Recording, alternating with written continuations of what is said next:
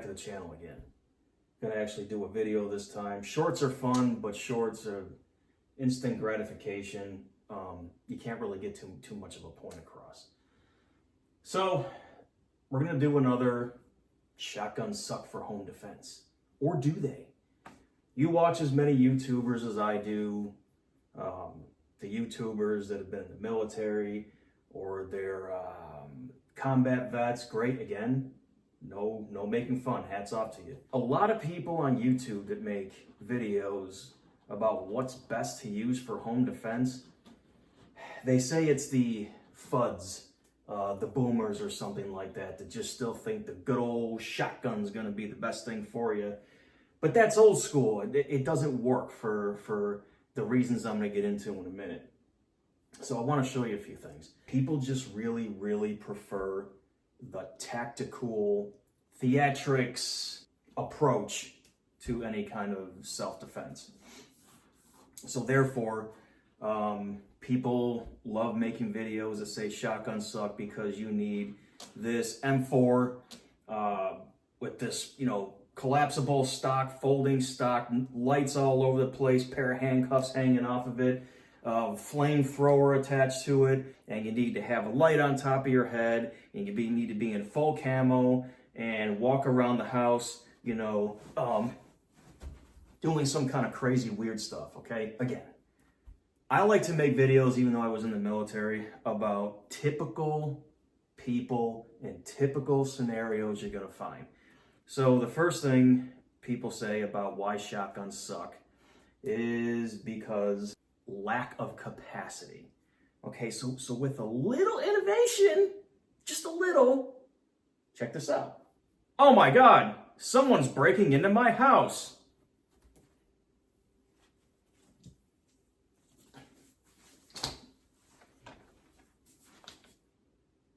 Okay, so we solved the capacity problem, I'm gonna say, right? If you're really worried about capacity, just buy yourself a sash. Keep it next to your nightstand. Throw it over your shoulders. Kind of looks tactical to me too, doesn't it? So that should just kind of get rid of the whole capacity thing, okay? As far as capacity, let's also talk about what a shotgun has in certain shells. So when you have a lot of the 2.0 buck or some buckshot shell in your shotgun. Remember, there's 8 to 12 and sometimes 15 if you get 3-inch Magnum projectiles coming at you all at once. And in a typical house situation, they're going to spread about the size of a fist. I don't like the capacity argument because what do you consider capacity? 5 shells in this Remington 870 Express 3-inch Magnum with 2.0 buck loaded in here. What's 9 times 5? 45.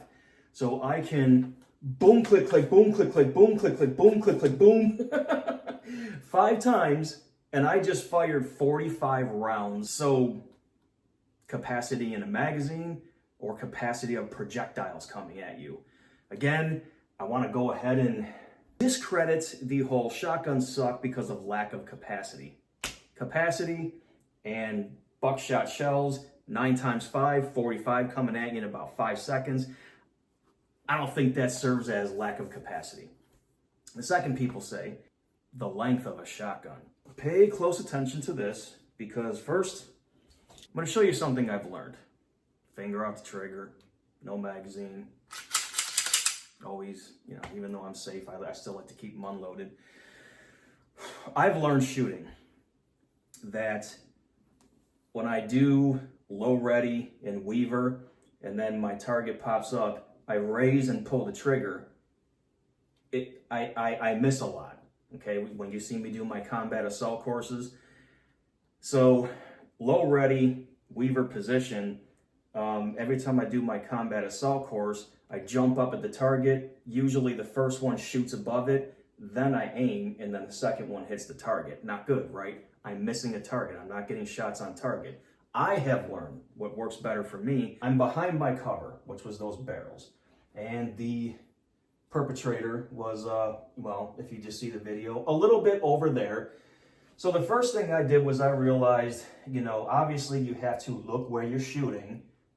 in order to hit a target. So the first thing I did was I stood close to my barricade, looked over and saw where my threat was. So I'm still behind my barricade.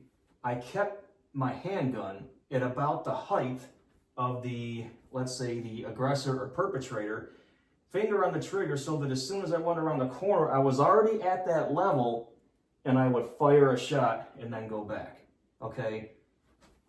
If you do this, I'm sorry, I'm gonna call you an idiot. This whole tactical thing, SWAT commander, in the middle of the night, at any given time, again, handgun still recoil. I don't like any handgun slide being this close to my eyes, my face. I just don't like it, okay? So if you think you can go around a corner better like this because you have a short handgun, you're still gonna have to raise it and you're gonna have to shoot. So, another thing I would like to discredit is, if this works better for me, I want you to look at the length. Because right here, there's no stock up against my shoulder. I want you to pay attention to this index finger. Okay, so where is this index finger on this Glock 23? So it's a compact, not a subcompact. So look where it is towards the end of the barrel. Okay, so now we're gonna grab the shotgun, and if I extend my arm, we're just gonna use this one. What's the difference in length? Okay, so the difference in length, maybe a foot. So again, in a home situation, I'm still gonna be standing behind a barricade, and I'm just gonna go around the corner at that height, and I'm gonna pull the trigger, okay? You wanna hit your target. The difference between the length of my finger here versus the handgun is not much more. I have learned, stay behind your barricade, but keep your weapon of choice at the level of where the intruder should be, and then just go around, bang! Rack a new round, you're still behind your barricade, bang! There's gonna be a lot of opinions on this one, but just think about what I said about capacity, and then about length from a shotgun versus a handgun. Makes sense. Okay, if you want, we're looking for efficiency, not tactical. Another thing people prefer more about a souped up John Wick handgun versus a shotgun is, say, handguns recoil a lot less than shotguns. The one thing I'll give what I call the tactical world as one leg up from something that's not a shotgun is, yes, less recoil. A handgun and an AR platform is going to have a boatload less recoil than a shotgun. Now I want to talk about what I'm going to say cancels out the recoil. Two things. Talking about protecting your home. Don't care what state you live in. At the end of the day, there's going to be police, there's going to be court. You want as much on your side as you possibly can. So, if all of a sudden, one story is someone mag dumped 8, 10, 12 rounds from a spooky John Wick handgun into the person, I'm not discrediting that saying that you can't do that and you shouldn't do that. You want the threat to stop. But, as I've said in other videos, what cancels out the rifle or handgun to me is the kinetic energy of a 12-gauge shotgun and its foot-pounds of energy. Studies pretty much show not many handgun rounds incapacitate a person on the first hit.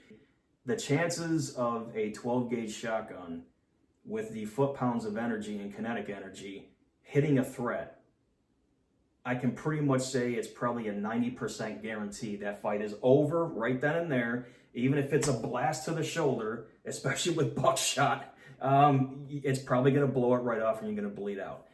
You have that argument. I didn't use a spooky looking AR-10 or AR-15. I didn't mag dump a whole magazine from my John Wick 45 into the person. I grabbed Grandpa's old-fashioned 12-gauge and I fired one shot to defend myself. That's why I think that cancels out the recoil argument. Those are my arguments. Those are my points.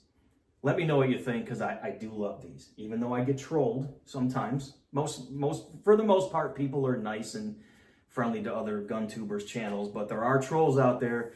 I know I'm going to get trolled, but just think about what I said about the distance and the length, your arms fully extended with a handgun versus, making up the distance right here. Again, if you walk through your house like this, I'm honestly just going to kind of call you a Call of Duty weirdo.